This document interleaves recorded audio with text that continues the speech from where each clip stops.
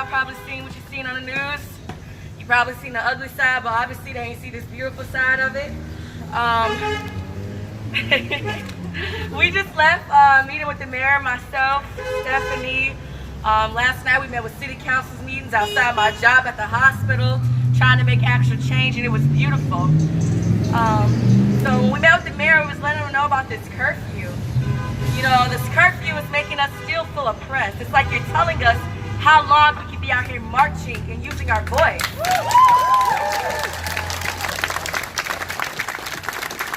So we went and we spoke to the mayor and we told him, I understand, I'm not one-sided about this. I don't condone in the violence or, you know, businesses being ruined that had nothing to do with it. That's not what we're out here for, you know. So he expressed his concerns. The city chief, you know, police officer guy, he was there too.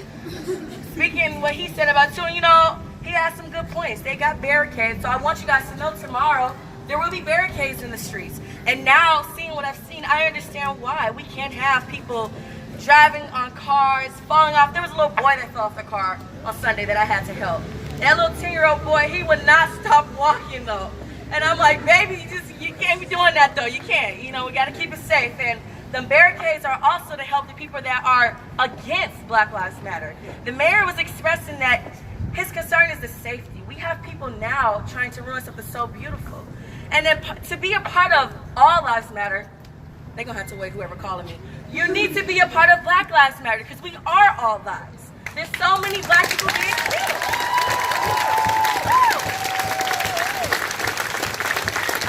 But what I'm trying to get y'all to understand that we are protesting peacefully.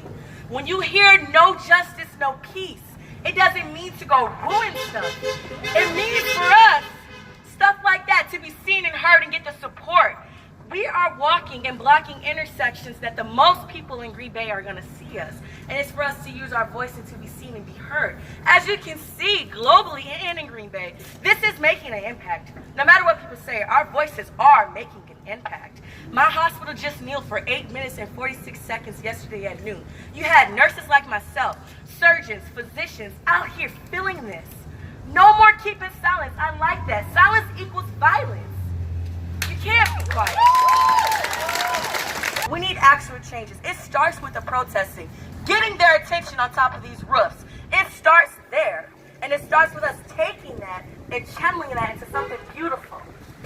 So when I say Black Lives Matter, you all can just follow, right? Black Lives Matter! Black Lives Matter! Black Lives Matter! Black Lives Matter! Black Lives Matter! Black Lives Matter! No justice! No peace! No justice! No peace! No justice! No peace! No justice! No peace! No justice! No peace! And as she said, we're going to be out here non-violently protesting and peacefully demonstrating until folks around Green Bay can continue to be called into the spaces that we need them to be called into. The inconveniences that are happening as a result of looting and rioting are only one tactic to get us towards our long-term strategies and our long-term goals, y'all. So for me, from my point of view, I'm not going to go out here and tell you to do that, but I certainly understand the reason why it's happening around the globe, right? Because capitalism, right? People care about property and money more than people, and that's the issue, right? So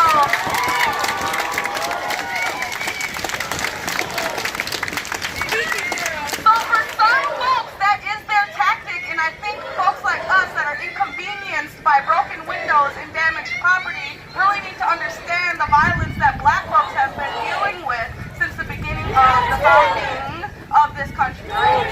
And then realize, too, we really need to realize that looting and rioting is what our colonizers did to Indigenous folks on this land that we are standing on right now, right?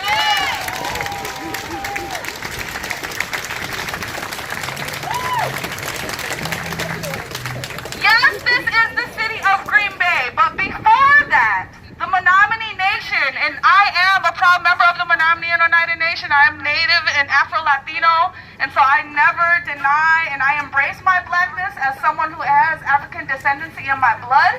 But I never like when I hear folks talk about looting and rioting without any recognition about what has happened to Indigenous folks since the beginning of the settling of our country and the colonizing that has come along with that, the genocide that has come along with it. So please, as you continue to organize spaces, honor the Indigenous folks, the original inhabitants of this land, and recognize all the trauma, unresolved grief that has come along with the hurt and the pain that have been invoked on us since beginning of, again, the founding of this country, right? So I just invite you all to lean in and understand, yes, I'm not telling folks to come out here and loot and riot, but I do understand why people are doing this around the nation, around the world, right? Because it is in some ways a form of reparations, right?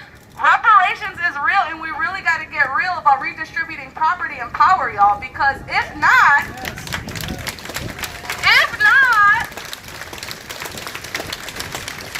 if we can't change the conditions as to the reason why we're out here in the first place, we are only going to put band-aids on solutions, right? And so again, I'm Stephanie Ortiz, she, her, hers, in honor of Pride Month. I am standing in solidarity with our LGBTQ folks around the globe.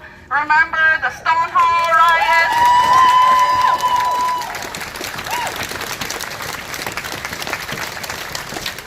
And so, Lord, I just ask that you change hearts out here today. I just ask that you soften them, that you break people's hearts, that you are able to make their hearts be seen, right, but also be less of themselves and be more of you. Lord, I just ask that people's safety is continued to be provided for. I ask that people's words are continued to be heard. And I just ask that people are able to have conversations and put down their defenses just to be open up to hear something more, something better, something more powerful. I ask all these things in your name. Amen.